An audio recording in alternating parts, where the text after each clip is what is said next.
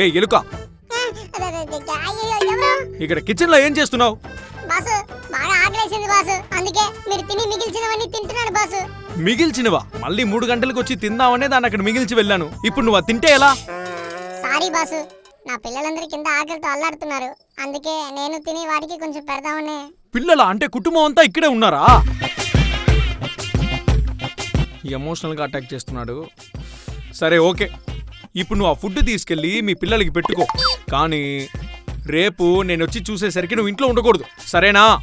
Boss ఇంట్లో నుంచి తరివేస్తే ఇంకెక్కడికి వెళ్తాను బాసు? నన్ను అడుగుతావేంటి? మా ఇంట్లోనే తీసేసుకుంటావా? పక్కింటి రామ్ గోపాల్ ఇల్లు ఖాళీగా ఉంది, అటు పక్కన సీన్ గాడి ఇల్లు ఖాళీగా ఉంది. ఒక్కొక్క రోజు ఒక్కొక్క ఇంటికి షిఫ్ట్ అవుతూ ఉండు, అర్థమైందా?